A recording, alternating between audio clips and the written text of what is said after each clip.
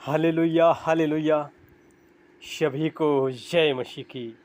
आज के सुंदर दिन में प्रभु आप सबको बहुत आशीष करे, बहुत आशीष करे।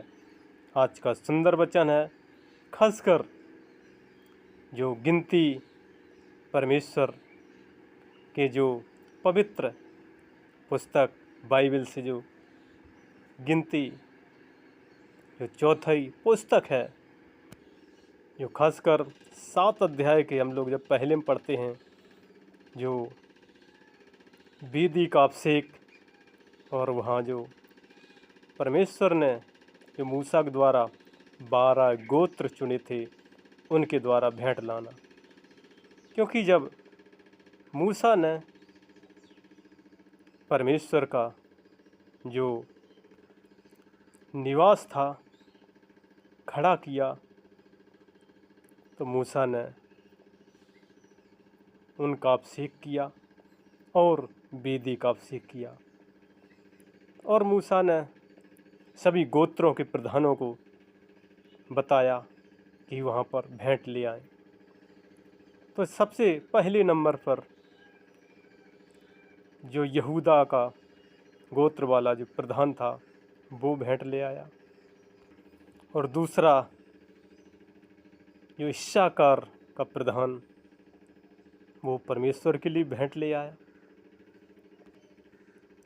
क्योंकि ये दिनों के हिसाब से पहले दिन यहूदा, दूसरे दिन इस्साकार और तीसरे दिन जबूलूनियों का प्रधान भेंट ले आया, और चौथा जो रूबेनियों के गोत्र से था वो प्रधान भेंट ले आया, और पांचवें दिन शिमोनियों के गोत्र का जो प्रधान था वो भेंट ले आया, और छठवें दिन जो गादियों का गोत्र का था वो प्रधान भेंट ले आया, और सातवें दिन एप्रैमियों के वंश का जो गोत्र का था भेंट ले आया। फिर आठवें दिन मनुष्य के गोत्र का था प्रधान, वो भेंट ले आया, और नौवें दिन बिन्यामीन के गोत्र का था वो प्रधान भेंट ले आया, और 10वें दिन दानिये का गोत्र का था उसका प्रधान वो भेंट ले आया, और 11वें दिन आशेरियों का गोत्र का था प्रधान वो भेंट ले आया, और 12वें दिन नप्तालियों के जो गोत्र का था प्रधान वो भेंट ले आया। क्योंकि यहाँ पर परमेश्वर ने मूसा को बताया था कि जो परमेश्वर का निवास स्थान खड़ा किया जाए वहाँ भेंट ले आए।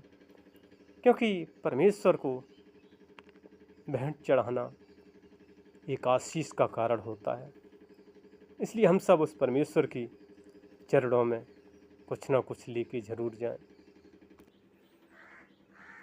और एक बार यीशु मसीह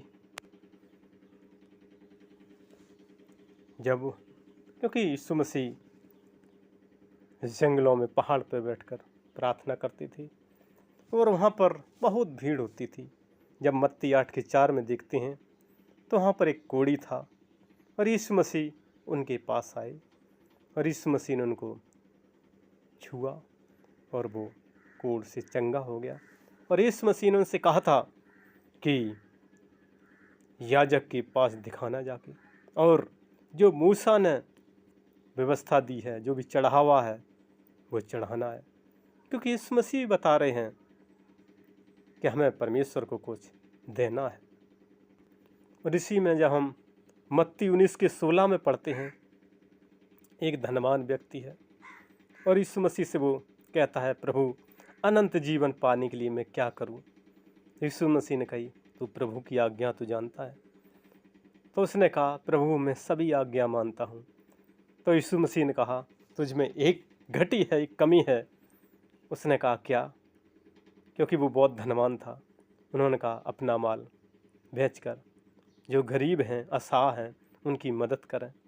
लेकिन वो धनवान पीछे हट गया। तभी परमेश्वर ने कहा था कि धनवानों का स्वर्ग में प्रवेश करना बहुत कठिन है। इसलिए हमें प्रभु के चरणों में जाएं, क्योंकि परमेश्वर कहता है दोगे तो दिया जाएगा। क्योंकि आगे जब हम लूका 21 के 4 में पढ़ते हैं, वहाँ पर मंदिर में लोग दान डाल रहे थे, यीशु मसीह देख रहे थे, वहाँ धनवान थे, अपनी बढ़ती में से दे रहे थे कुछ ना कुछ। लेकिन एक बुजुर्ग महिला थी, उसने अपनी कमी घटी में जो उसके पास 2 दमड़ियाँ थीं, उन्होंने डाल दी। यीशु मसीह ने कहा था कि जो वो बुजुर्ग महिला है, जो बूढ़ी महिला है, उसका परमेश्वर ने दान ग्रहण किया था, क्योंकि वो अपनी घटी में से परमेश्वर को दिया था। एक कंगाल विधवा का दान परमेश्वर ने ग्रहण किया, क्योंकि वो गरीब थी, विधवा थी, और उसका दान परमेश्वर ने ग्रहण किया। और जब पहला यूहन्ना 3:20 में हम लोग देखते हैं परमेश्वर का पवित्र वचन कि परमेश्वर हमारे मन को जानता है कि हम क्या दे रहे हैं,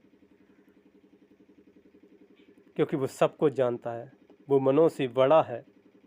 इसलिए परमेश्वर को दें तो बड़ी ही दया, धार्मिकता, प्रेम से दें, क्योंकि परमेश्वर सर्वशक्तिमान है, वो सारे भूमंडल का स्वामी है। उसने कहा भी है दो तो तुमको भी दिया जाएगा। मत्ती 7:7 में भी लिखा है मांगो तो मिलेगा, ढूंढोगे पाओगे, खटखटाओगे खोला जाएगा। जिस नाप से नाप डालते हो तुम्हारी भी ली दिया जाएगा। जैसे लूका 6:38 में दिया है, दिया करो तो तुम्हें भी दिया जाएगा। लोग नाप नाप कर